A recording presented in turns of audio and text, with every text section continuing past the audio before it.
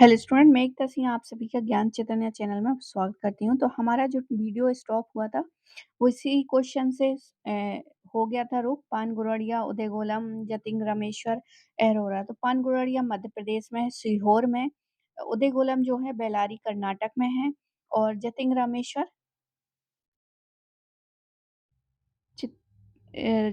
रामेश्वर जो है जतिन रामेश्वर कर्नाटक में हो जाएगा। और अहरोरा जो है वो मिर्जापुर उत्तर प्रदेश में हो जाएगा। तो इस हिसाब से हमारा ए ऑप्शन यहाँ पर सही हो जाएगा।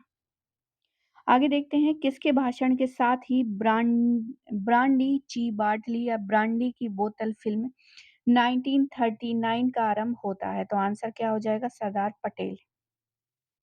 सरदार पटेल यहाँ पर सही आंसर हो जाएगा। ब्रांडी की बोतल। सरदार वल्लभ भाई पटेल के कारण भाषण से ब्रांडाची यानी ब्रांडी की बोतल फिल्म जो कि 1939 की शुरुआत होती है। तो याद रखिए, जितने भी जो हैं फिल्म हैं जो कि भारत में स्वतंत्रता आंदोलन के समय बनी थी, वो सारी इम्पोर्टेंट है, सारी एग्जाम में आती हैं। तो हो सकता है अगर आपको मैटर मिलता है तब आप वहाँ पढ़ लीजिए। इंटरनेट में बहुत कम मैटर है, और वरना इसको आप स्किप करते हुए, क्योंकि एग्ज़ाम नज़दीक है, तो आप जो आए हुए क्वेश्चन है आप वहीं से भी कर सकते हैं। मैंने एक वीडियो में करवाया था फ़िल्म से रिलेटेड, तो उसको भी आप देख सकते हैं। तो उससे भी आपके कई चीज़ें जो है सॉल्व हो सकती हैं। ऐसा नहीं है कि 100% हो जाएँगे, लेकिन हाँ, काफ़ी आंसर जो है आपको वहाँ से देखने को मिलेंगे। तो चलिए, ब्रांडी की बोतल की बात कर रहे थे। तो कुछ फिल्मों ने अंग्रेजों से लड़ने के लिए एकजुटता और सामाजिक रूप से प्रगतिशील होने की आवश्यकता पर जोर दिया था। इसी प्रकार मास्टर विनायक की फिल्म ब्रांडी की बोतल में शराब के अत्यधिक खपत की आलोचना को दर्शाया गया है। फिल्मों में इस तरह के प्रसारित संदेश को राष्ट्रवादी नेताओं ने अपना समर्थन दिया था, जिसके परिणाम स्वरूप जो है ब्रिटिश फिल्म सेंसर बोर्ड ने ब्रांडी की बोतल के संयम अनुशासन के बारे में सरदार वल्लभ भाई पटेल के भाषण के लाइब्रेरी फुटेज को हटाने का निर्देश दिया था। आगे देखते हैं, निम्नलिखित में से कौन सा सही नहीं है। कौन सा सही नहीं है, हमें ये बताना। सबसे पहला, सीताबर्डी का युद्ध अंग्रेजों एवं अप्पा साहेब भोसले की सेनाओं के बीच लड़ा गया था। पेशवा बाजीराव ने सेकंड ने पूना की संधि पर हस्ताक्षर किया था। दौलत राव सिंधिया ने अंग्रेजों के साथ ग्वालियर की संधि की थी। और डी ऑप्शन है कि जनरल स्मिथ ने नेतृत्व वाली जो है अंग्रेज सेना ने लसवारी के युद्ध में गोखले को क्या किया था? पराजित किया था। तो कौन सा यहाँ पर सही नहीं है?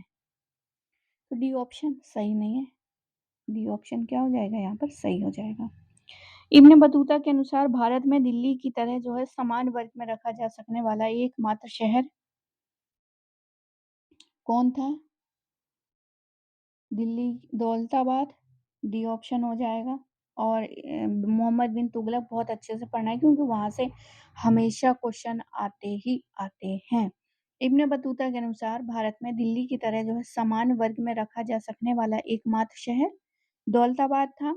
इब्न बतूता ने मोहम्मद बिन तुगलक के शासनकाल में ही भारत की यात्रा की, तथा उसने 14 वर्ष का जो है शासन 14 वर्ष तक क्या किया? भारत में निवास किया उसने। अरबी भाषा में रहला नामक पुस्तक लिखी थी। इब्न बतूता ने वर्णन किया था कि मोहम्मद तुगलक द्वारा राजधानी परिवर्तन की आज्ञा देने के पश्चात जब उसने समस्त दिल्ली की तलाशी लेने की आज्ञा दी, तो उसे मात्र एक अंधा व लंगड़ा व्यक्ति मिला। इब्न बतूता ने दौलताबाद के सुंदर भवनों की वर्णन किया है। अगला क्वेश्चन है, निम्नलिखित में से कौन सा कथन सही है? पहला है, बराबर पहाड़ी में स्थित गुफा में मौखरी प्रमुख यानी मुखिया अवंत वर्मन द्वारा 5वीं सदी में कृष्ण की एक प्रतिमा चित्र प्रतिष्ठापित करवाया गया था। स्कंदगुप्त ने जूनागढ़ अभिलेख में विष्णु का उल्लेख जो है लक्ष्मी के आश्रय के रूप में किया था, और पल्लवों ने उसके पारिवारिक प्रतीक में शूकर का उल्लेख किया था।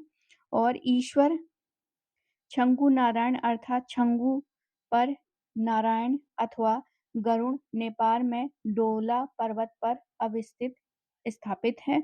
और ई ऑप्शन है कि विष्णु के वराह, नरसिंह और वामन अवतार उदयगिरि एवं ममलपुर स्थित शैलकृत गुफाओं की मूर्ति कलाओं में भी पाए जाते हैं। तो आंसर ए, बी, सी को हटा दें, बाकी सारे यहाँ पर क्या हो जाएँगे?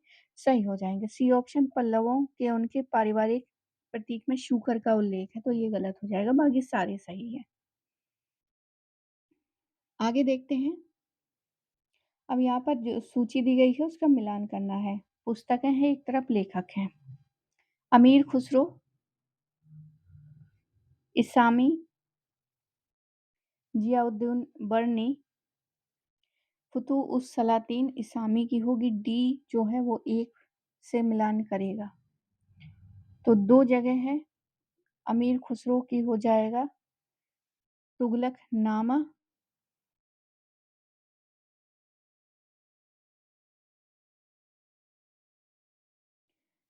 तो ए का जो है तीसरे से मिलान है और लास्ट में डी। और बी का जो है जियाउद्दीन बर्नी, जियाउद्दीन बर्नी का हो जाएगा अ, तज़कीरतुल मुलूक से। तो इस हिसाब से हमारा बी ऑप्शन क्या हो जाएगा? A option, sorry, A option यहाँ पे सही हो जाएगा। आगे देखते हैं बाकी यहाँ पर जो रफ़ीउद्दीन की तज़किरतुल मुलूक, यहाँ पर देख लेते हैं। अमीर खुसरो की तुगलकनामा, नूह सिपर है, आशिका। तो ये बिल्कुल याद करके रखना है, अमीर खुसरो की कितनी है, सारी याद करनी है। उनकी मसवी है, वो भी याद करनी है। जियाउद्दीन की बरनी की कितनी है, जैसे तारीख़ फ़िरोज़शाही, फ़तवाए जहाँदारी, हसरतनामा भी है और सनाए मोहम्मदी भी है। तो तारीख़ फ़िरोज़शाही, फ़तवाए जहाँदारी ये तो बहुतों बार आ चुका है। सनाए मोहम्मदी और हसरतनामा ये अभी यहाँ पर पूछा गया है। रफ़ीउद्दीन की तज़किरतुल मुलूक है, इसामी की फुतूहुस सलातीन है। अगला क्वेश्चन है, नीचे दिए गए कथन हैं। सबसे पहला है कि पूर्वी साम्राज्यों में से सर्वाधिक महत्वपूर्ण शक्तियाँ जिन्होंने गुप्त शासकों की अधीनता स्वीकार कर ली, वे समतट और कामरूप थे। दूसरा है, वे जनजातीय राज्य जिन्होंने गुप्त शासकों साम्राज्य के प्रति सम्मान व्यक्त किया था, वे मालवो, अर्जुनायन, योद्धे, मदराक, आभीर और कासक थे। तो यहाँ पर बताना है कि कौन-सा सही है, तो दोनों सही हैं, उसकी व्याख्या भी सही है। तो यहाँ पर व्याख्या देख लेते हैं। चंद्रगुप्त प्रथम के पश्चात उसके सुयोग्य पुत्र समुद्रगुप्त जो है साम्राज्य की गद्दी पर बैठता है और समुद्रगुप्त के समय जो है गुप्त साम्राज्य का सर्वाधिक विस्तार हुआ। उनकी जानकारी प्रयाग प्रशस्ति तथा स्वर्ण मुद्राओं से मिलती है। समुद्रगुप्त के पूर्वी साम्राज्य में से सर्वाधिक महत्वपूर्ण शक्तियाँ कामरूप अर्थात असम का केंद्र, तो ये सारी चीज़ें वही हैं जो हमने देखी थी क्वेश्चन में। आगे देखते हैं, किसी नई संस्कृति को समझने एवं उसे अपनाने हेतु साम्राज्यिक सभ्यता में विविध प्रकार के वर्णित लोगों से प्राप्त हुए बहुत से योगदानों को समाविष्ट किया गया है। तो ये किसका कथन है? तो आंसर हमारा हो जाएगा युवाल नो हरारी का है। नू युवाल नो हरारी का है। डी ऑप्शन यहाँ पर सही हो जाएगा। 1976 में, तो देखिए ये पोस्ट मॉडर्निज्म हिस्ट्री से पूछा गया क्वेश्चन है, यानी उत्तर आधुनिकता। और ये जो है 1976 में इज़राइल में जन्मे प्रोफेसर युवाल नोह हरारी यरूशलेम के हिब्रू विश्वविद्यालय में इतिहास विभाग के व्याख्याता हैं। हरारी के अनुसार किसी नई संस्कृति को समझने एवं उसे अपनाने हेतु साम्राज्यिक सभ्यता में विविध प्रकार के वर्णित लोगों से प्राप्त हुए बहुत से योगदानों को समाविष्ट किया जा सकता है। युवाल नो हरारी का तर्क है कि नैतिक संहिताओं के सभी सिद्धांत केवल कहानियां और मिथक हैं, जिनमें मानवाधिकारों का समकालीन नैतिक ढांचा भी शामिल है। आगे देखते हैं अगला क्वेश्चन, चित्रित धूसर मृदभांड पीजीडब्ल्यू के बारे में निम्नलिखित में से कौन सा सही है? पीजीडब्ल्यू की पहचान सर्वप्रथम 1940 के दशक अहिच्छत्र बरेली के जिले से हुई थी। इसे उड़ीसा के तटीय क्षेत्र में स्थित स्थल अ, थापली एवं पुरोला के स्थलों में भी पाया गया।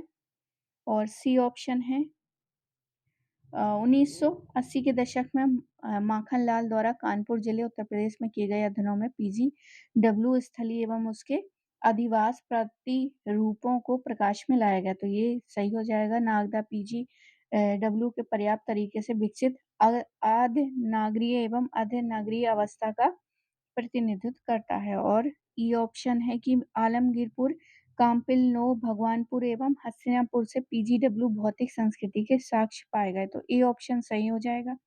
ए सही है, सी सही है और ई सही है। बाकी डी वाला गलत है और बी वाला भी गलत हो जाएगा।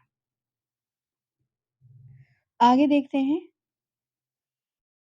दूर से देखने पर शहर अत्यंत आकर्षित दिखाई पड़ते हैं, किंतु अंदर से उन सब की भव्यता, गलियों के सक्रियपन एवं भीड़ की यादा थापी में खो गए हैं।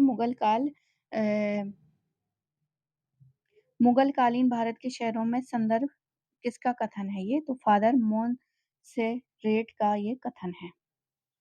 फादर मोन्सेरेट ने मुगलकालीन भारत के शहरों के बारे में कहा है कि दूर से देखने पर शहर जो है अत्यंत आकर्षक दिखाई पड़ते हैं, किंतु अंदर से इन सबकी भव्यता जो है गलियों के सक्रियपन एवं भीड़ की आपाधापी में क्या हो जाते हैं? खो जाते हैं। फादर एंटोनियो डे मोन्सेरेट एक जेसुइट मिशनरी थे।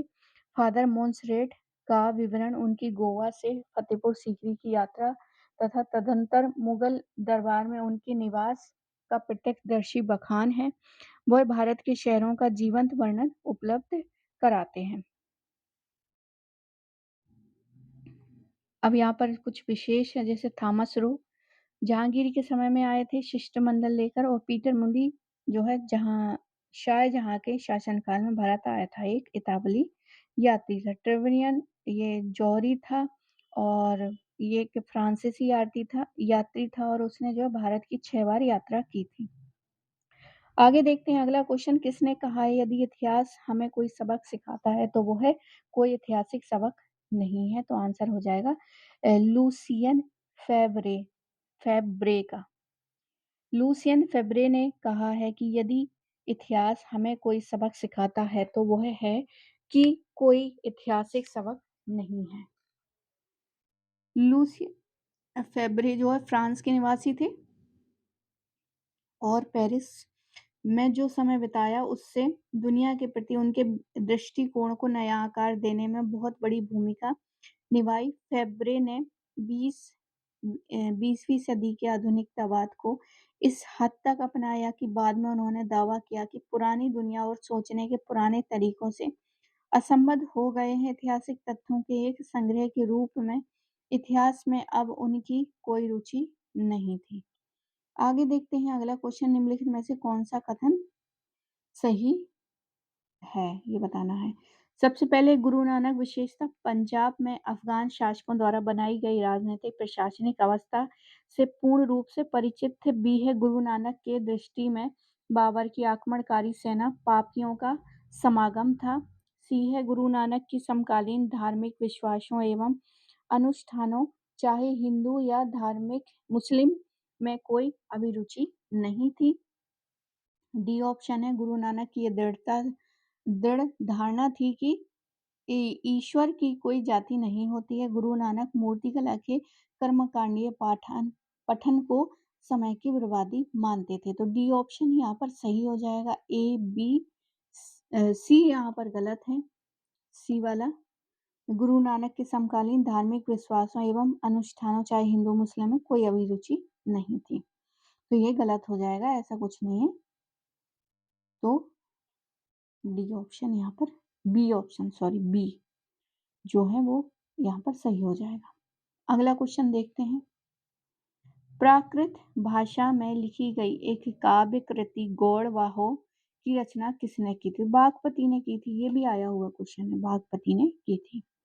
पुराने पेपर आपको देखने पड़ेंगे, चाहे वो 2010 के 4-5 के भी मैंने करा रखे हैं। पूरा एक प्ले लिस्ट है, आप वहां जाके सारे क्वेश्चन जो है देख सकते हैं। आगे देखते हैं निम्नलिखित में से कौन-सा कथन सही नहीं है। सबसे पहले है बुनाई के क्षेत्र में सर्वमात्रपूर्ण जो है आविष्कार अर्थात सपाट रूप वाली हाथ से चलाई जाने वाली सिलाई मशीन का पहली बार उल्लेख 1469 में संकलित की गई पुस्तक मिफ्ताह उल फुजाला में हुआ है। बाबर ने भारत में दासों का उल्लेख नहीं किया है। सी है कौन सा कथन सही नहीं है ये बताना है। बाबर ने भारत में दासों का उल्लेख नहीं किया है। महमूदी एवं मुजफ्फरी गुजरात एवं मालवा की टकसाल में टंकित जो है हल्के प्रकार के रजत सिक्के थे। और बी ऑप्शन है लोदियों के द्वारा जारी किया गया बहलोली टंका जो है कांच से निर्मित था। तो डी ऑप्शन यहाँ पर गलत हो जाएगा। लोदी वंश के शासक बहलोल लोदी ने बहलोली नामक सिक्के चांदी के सिक्के का प्रचलन किया जो अकबर के समय तक जो है विनिमय का माध्यम बना रहा। महमूदी एवं मुजफ्फरी गुजरात एवं मालवा की टकसाल में ढाले गए चांदी के हल्के सिक्के थे। मुगल वंश के संस्थापक जहीरुद्दीन मोहम्मद बाबर ने अपनी पुस्तक बाबरनामा तुर्की भाषा में भारत में दासों का उल्लेख नहीं किया। 1469 में संकलित की गई पुस्तक मिफ्ताह उल फुजूला में बुनाई के क्षेत्र में महत्वपूर्ण आविष्कार अर्थात सपाट समतल रूप वाली हाथ से चलाई जाने मशीन का उल्लेख किया गया है। अगला क्वेश्चन है निम्नलिखित में से किसने भारत में शैल चित्रकला को प्राथमिकता खोजा था। तो कार्लाइन ने खोजा था ये। ए ऑप्शन हमारा सही हो जाएगा। आगे देखते हैं अगला क्वेश्चन। अब यहाँ पे सूची दी गई है उसका मिलान करना। निजामुद्दीन अहमद, अब्दुल कादिर बदायूनी, अब्बास सरवानी और जौहर अफ्तबशी। निजामुद्दीन अहमद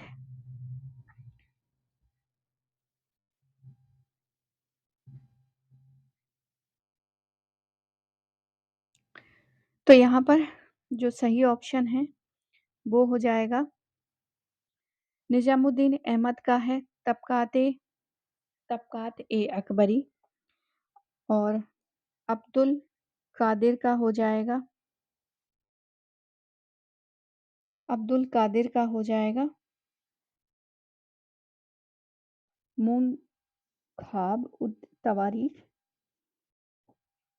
अब्बास सरवानी का हो जाएगा तोहफ़ ए अकबर शाही।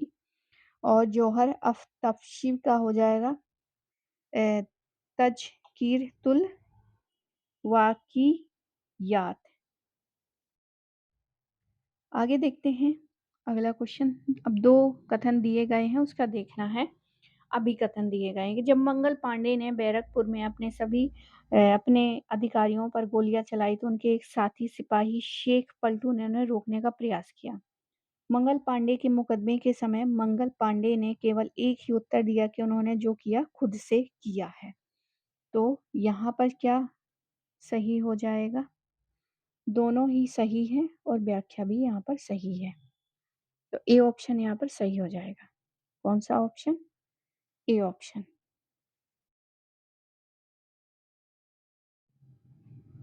आगे देखते हैं अगला क्वेश्चन। इससे पहले थोड़ी व्याख्या यहाँ पर जो है सारी वही है तो आप इसको देख सकते हैं। आगे देखते हैं निम्नलिखित में से कौन सा कथन सत्य है। सत्य कथन बताने हैं यहाँ पर। शेर शाह ने अफगानिस्तान से लेकर उड़ीसा तक साम्राज्य स्थापित किया था। शेर शाह ने प्रशासन में हिंदवी जवान भाषा का प्रयोग किया जो कि उसकी व्यवहारिक समझ का परिचापक था। सी है शेर शाह ने सख्ती के साथ कानून एवं व्यवस्था को लागू किया। शेर शाह ने रजत यानी चांदी के सिक्कों को प्रचलित किया। और शेर शाह ने 3700 सरायों का निर्माण करा था। सही सही कथन बताने हैं तो बी है सही यहाँ पर। और सी ऑप्शन यहाँ पर सही हो जाएगा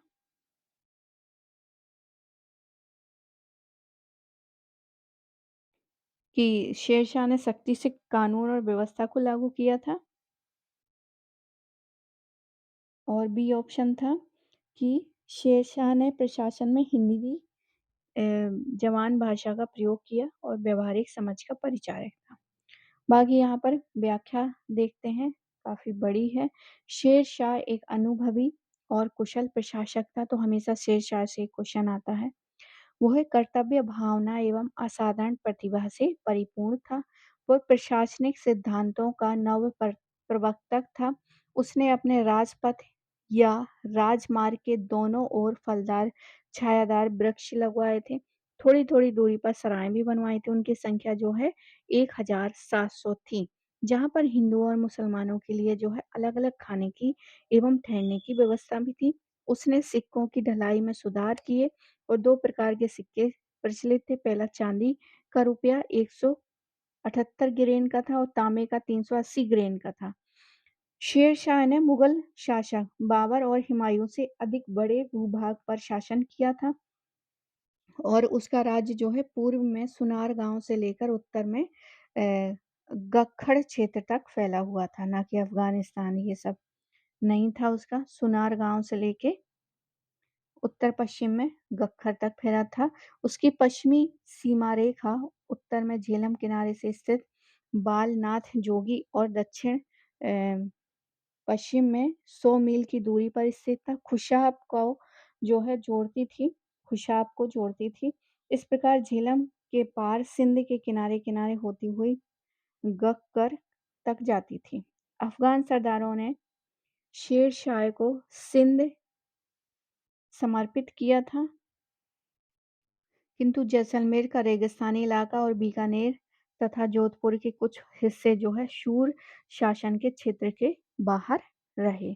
दक्षिण में इनका इलाका जो है विंध्याचल तक फैला हुआ था और पूरा का पूरा जो है राजपूताना, मालवा और कलिंजर इनके नियंत्रण में थे, लेकिन उड़ीसा इनके नियंत्रण में नहीं था। शेर शाह ने प्रशासन में हिंदवी जवान भाषा का प्रयोग किया था, जो कि इनकी व्यावहारिक समझ का परिचायक थी। शेरशाह ने अपने साम्राज्य में सख्ती के साथ कानून एवं व्यवस्था को लागू किया था। अगला क्वेश्चन है, एक क्रेता बाजार मोनोपेसोनी शब्द का आशय है।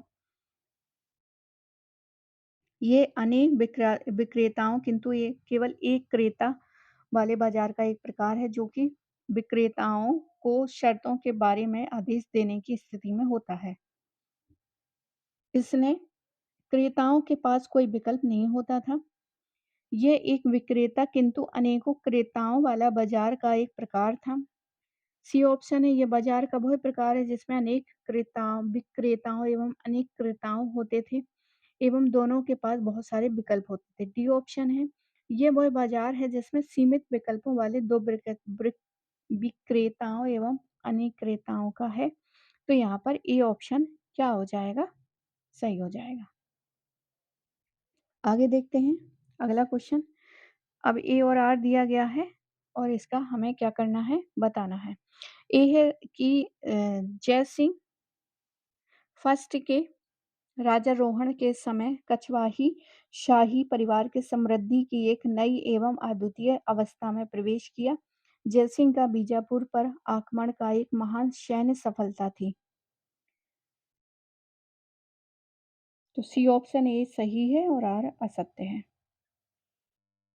अगला क्वेश्चन देखते हैं।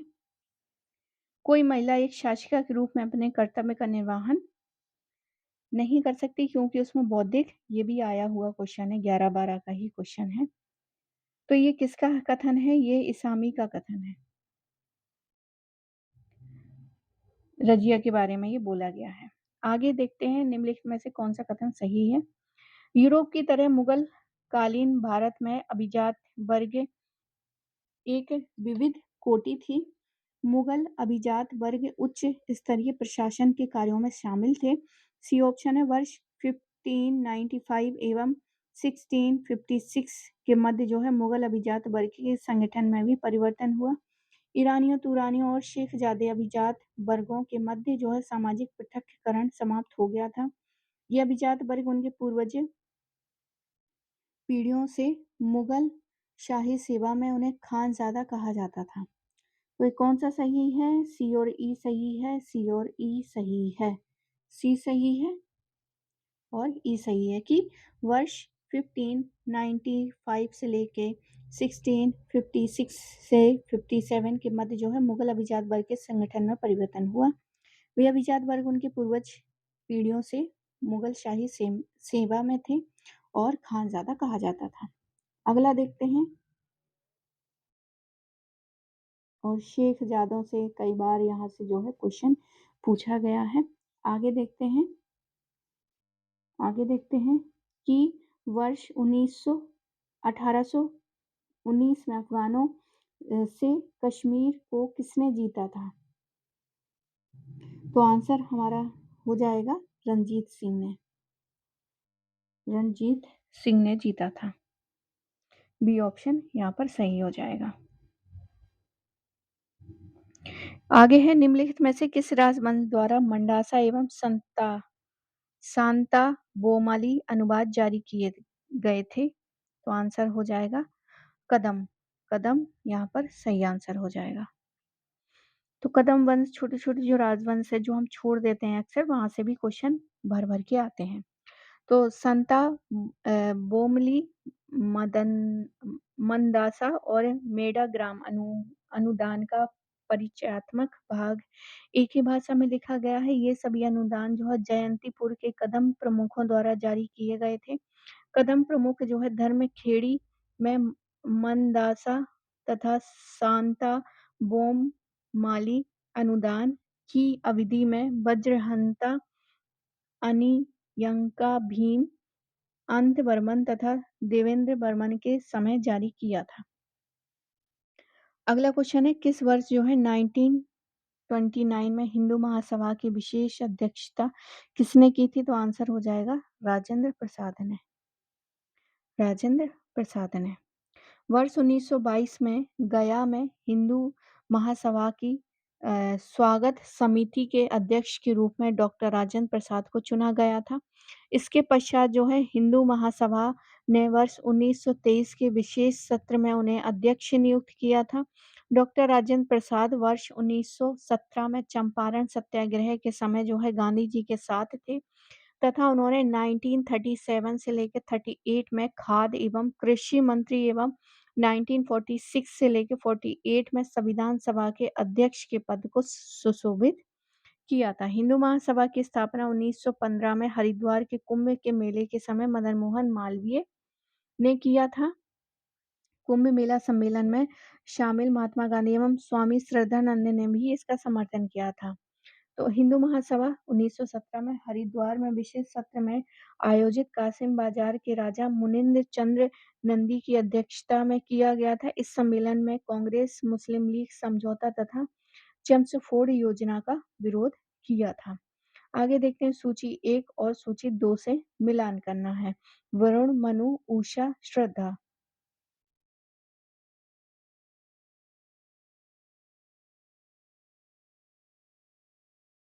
तो यहाँ पर मनु जो है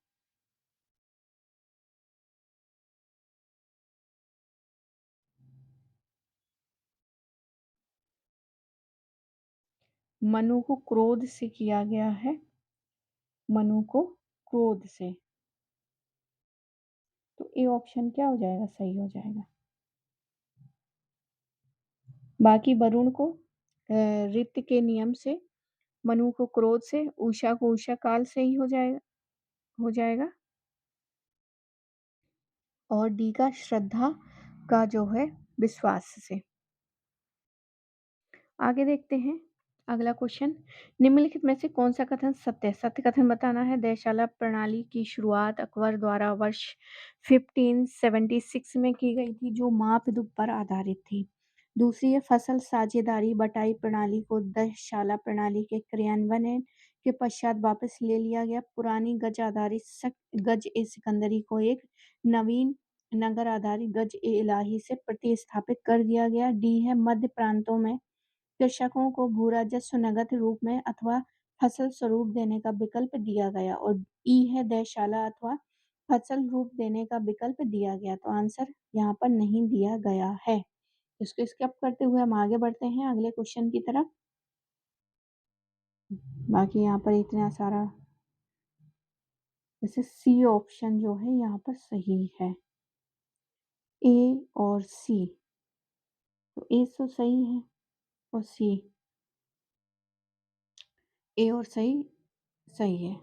आगे देखते हैं, निम्नलिखित में से कौन से कथन सही है? सबसे पहला है, जब द्वितीय विश्व युद्ध की शुरुआत हुई, भारतीय साम्यवादियों ने सभी प्रकार के साम्राज्यवादी के प्रति अपनी संयुक्त मोर्चों की नीति जारी रखा और जब हिटलर ने सोवियत संघ पर आक्रमण किया, तब भारत ने साम्यवादियों के एक विपरीत विपरीत पक्ष अपना लिया एवं इस युद्ध को जन युद्ध यानी पीपल्स वार के रूप में पुनः चिन्हित किया गया।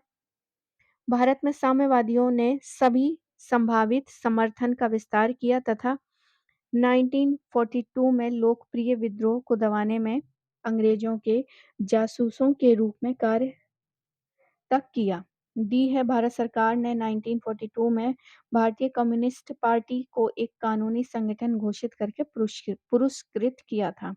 और ई है, यह स्पष्ट रूप से निर्देशित करती है कि सीपीआई के नीतिगत निर्णयों को बाहरी एवं अंतर्राष्ट्रीय शक्तियों के माध्यम से अधिवेशित किया जाता है। तो सी ऑप्शन यहाँ पर सही है, सारे ऑप्शन यहाँ पर सही हो जाएंगे।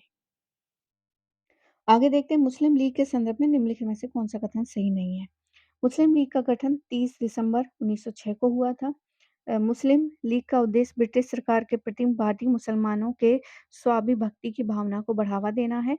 मुस्लिम लीग का उद्देश्य भारतीय मुसलमानों के राजनीतिक एवं अन्य अधिकारों का संरक्षण है और मुस्लिम लीग का उद्देश्य मुसलमानों की आवश्यकताओं एवं उपेक्षाओं को उग्र एवं प्रतिशोध की भाषा में सरकार के समक्ष रखना था।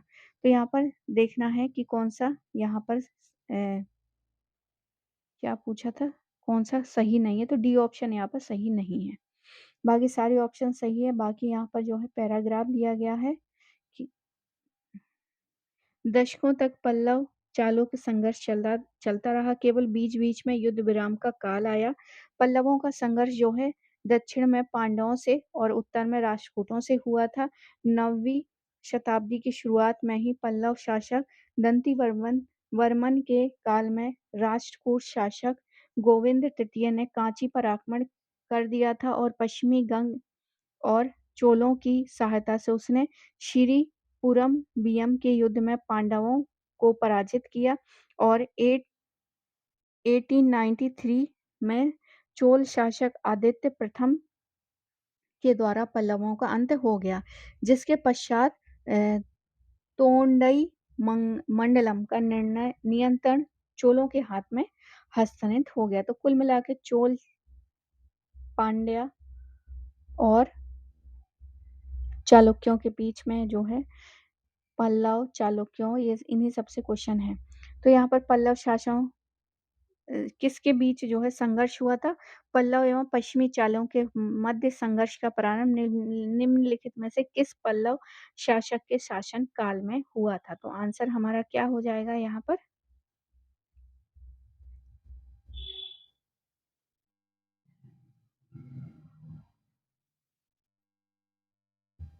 ए ऑप्शन, महेंद्र वर्मन प्रथम के समय में।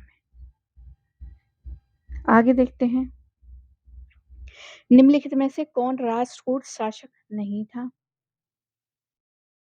गोविंद तृतीय तो था, कृष्ण प्रथम भी था, शक्ति वर्मन नहीं था, शक्ति वर्मन नहीं था। सी ऑप्शन यहाँ पर सही हो जाएगा। बेंगी के पूर्वी चालुक्य शासक थे। परिच्छेद और तोंडई मंडलम किससे संबंधित है? तो तोंडई मंडलम जो है वो उत्तरी पेन्नार तथा उत्तरी वेलार नदियों के मध्य स्थित है। बी ऑप्शन यहाँ पर सही हो जाएगा। आगे निम्नलिखित में से कौन सा क्षेत्र पश्चिमी गंग राजवंश द्वारा शासित किया गया था?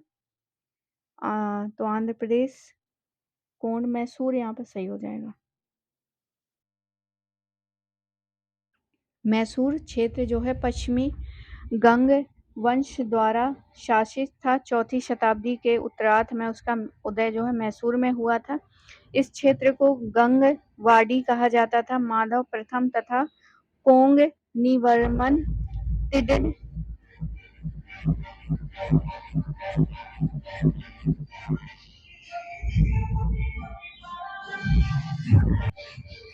तो यहाँ पर मैसूर क्षेत्र पश्चिमी गंग वंश द्वारा स्थापित था। 4वीं शताब्दी के उत्तरार्ध में उसका उदय जो है मैसूर में हुआ था। इस क्षेत्र को गंगवाड़ी कहा जाता है। माधव प्रथम एवं कोंगनीवर्मन ताडिग इस वंश के संस्थापक थे। चोल शासक राज प्रथम ने पश्चिमी गंग शासकों को पराजित कर गंगवाड़ी यानी नोलमबाड़ी व ताड़ीगोबाड़ी के क्षेत्र पर अधिकार करके चोल नारायण की उपाधि धारण की थी। अगला क्वेश्चन देखते हैं, निम्नलिखित में से कौन सा पल्लव शासक चोल शासक आदित्य प्रथम द्वारा पराजित हुआ था? तो आंसर हो जाएगा यहाँ पर अपराजित। अपराजित क्या हुआ था? पराजित हुआ था। आगे देखते हैं, फिर से यहाँ पर दिए गए हैं 19वीं शताब्दी, ये सब कुछ तो इसमें से आता ही नहीं है। आगे देखते हैं। आगे है कू का समर्थक अपनी पगड़ी को विशिष्ट रीति से बांधते हैं जिसे कहते हैं सिद्धपाग। क्या बोलते हैं? सिद्धपाग। आगे है कूका आंदोलन के प्रमुख नेता राम सिंह ने स्वयं को किस सिख गुरु के अवतार के रूप में घोषित किया था? तो आंसर हो जाएगा यहाँ पर गुरु गोविंद सिंह। आगे कूका आंदोलन के संस्थापक भगत जवाहर मल के प्रमुख अनुयायी शिष्य निम्नलिखित में से कौन थे? तो यहाँ पर सही आंसर हो जाएगा बालक सिंह। आगे देखते हैं, राम सिंह कूका नेता राम सिंह ने किस सिख शासक की सेना में अपनी सेवाएं दी थी? तो आंसर हो जाएगा दिलीप सिंह। नहीं, सी ऑप्शन सही है, नैनीहाल सिंह। नैनीहाल सिंह। आगे देखते हैं, निम्नलिखित में से कौन सा कूका आंदोलन के सिद्धांत का भाग नहीं है? तो अंतरजातीय विवाह पर प्रतिबंध लगाना, ये यहाँ पर नहीं था। तो आई होप आपको ये वीडियो पसंद आया होगा। पसंद आया तो प्लीज़ लाइक करें, शेयर करें, सब्सक्राइब करें। मिलते हैं अगले वीडियो में। पूरा वीडियो देखने के लिए आप सभी को बहुत बहुत धन्यवाद।